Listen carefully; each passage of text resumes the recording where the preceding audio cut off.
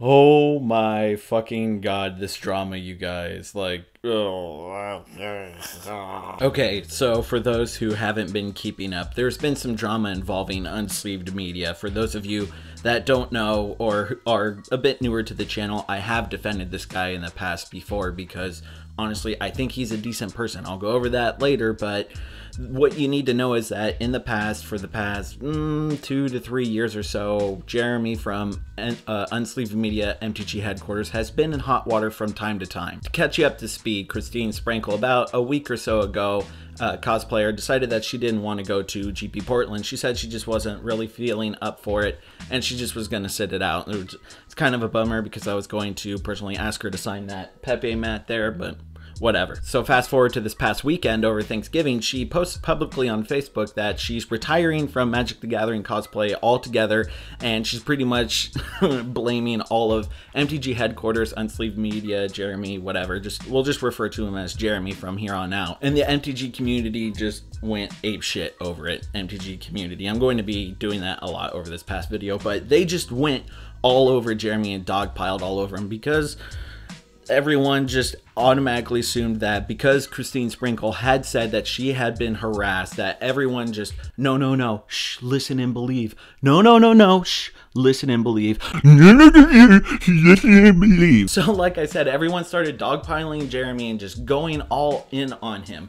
There were some more fair and reasonable responses, like Professor from the Tolarian Community College. He posted a 20-minute video, albeit a bit emotionally manipulative, but reasonable nonetheless. But aside from his reasonable response, everyone else seemed to really be going at his throat in like the most gruesome and mob mentality way. I don't want to over exaggerate, but it really is. People are going at him and they are trying to remove his Patreon, false report it nonetheless, and people from Wizards of the Coast that do write for it, A.E. Marlene, he writes flavor text on some of your favorite cards. He pretty much promoted how to falsely report someone on Patreon and on Twitter, and just leading this campaign. Not him in specific, but him and others like him are doing these things and trying to get people to get Jeremy out in the most unfair of ways, because there is no other way of getting to him. And then even Kotaku released a fucking article going over all of this shit, just going in detail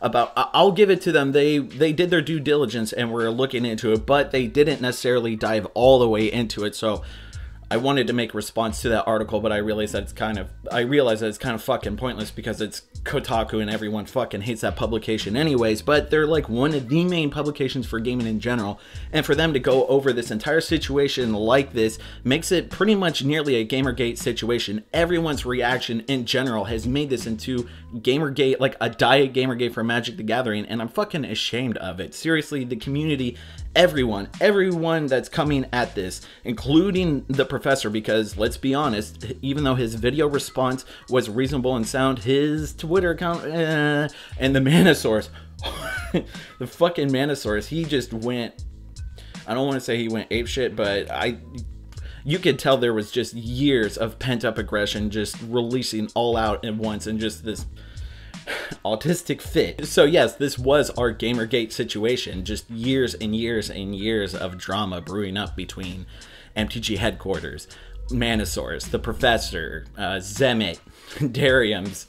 Just, there's a lot of information in history that goes way back further than anyone is willing to let on, and thanks to people like Rogue Deck Builder pointing me in the right direction, he was able to point me, like I said, in the right direction. It was was able to show me, just upon multiple Facebook groups that were private, that held pretty much all this drama and internal gatekeeping and just so much more. He was able to show me that this reaction is a result of just years of all this internal he said, she said drama bullshit. And I want to thank Rogue Deck Builder for all of this and all the information that he was able to provide me, because of these events during the past weekend, everything was super chaotic, and it was really hard to try and pinpoint exactly where everyone was and where a voice of reason really was. And it was kind of almost impossible to the point where I felt like I wanted to give up making Magic the Gathering content. I'll throw a screenshot up right now,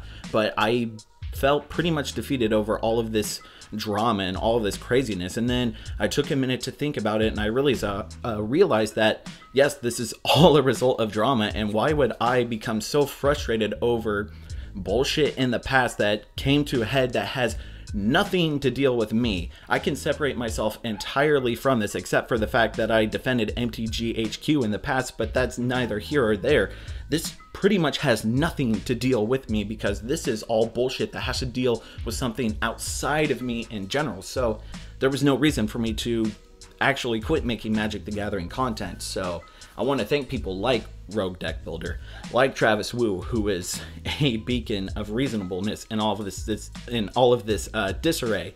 I want to thank people like Magic Man Sam, who have remained quiet about all of this, and has remained quiet about all this drama in the past in general. Just the fact that he's stalwart in all of this craziness is commendable. Wait, we have to take a step back, because I realize, even though I said that none of this involved me at all, it totally fucking did. Fuck you, AJ Soccer, you fucking little...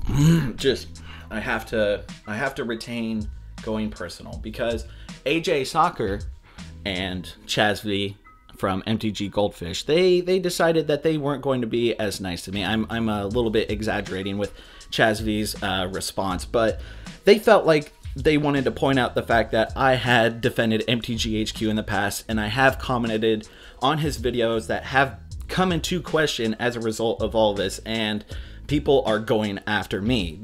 Not going after me, they're not harassing me, thankfully. They are just making fun of me publicly by subtweeting me and smearing my name, and it's just not something that I appreciate, because again, I wasn't directly involved in all of this, yet I got dragged into it, which, had I not been red-pilled years beforehand, this definitely would have been my moment. So all of this frustration aside, and just my exhaustion of just all of this drama that I did not need to be a part of, yet I was drug into, and I needed to keep my mouth shut about in general. I should have just done that from the beginning.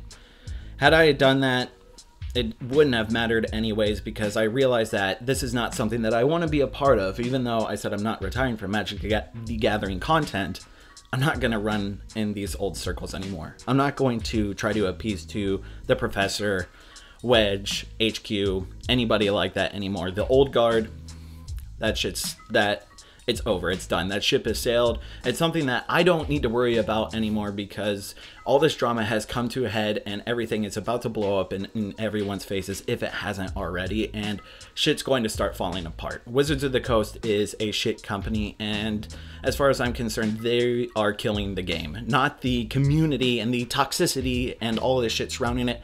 No, it's the company, and events like this distract us from the fact that Wizards of the Coast product quality has been absolute garbage. The fact that they can't design sets correctly, to the point where they have to make 3-4 standard bannings in a 12-month period. No. All of this political and social drama, it's not what's killing the game. It's fucking Wizards of the Coast, and that's something that I really need to focus on again, because all this drama bullshit, it's just that. It's drama. It's something that I don't need to concern myself with, so I'm not going to. I'm going to focus on building a new community. There's great people that aren't necessarily under the stranglehold of Wizards of the Coast, and people like Card Bazaar, MTG Purple. There's plenty of channels out there.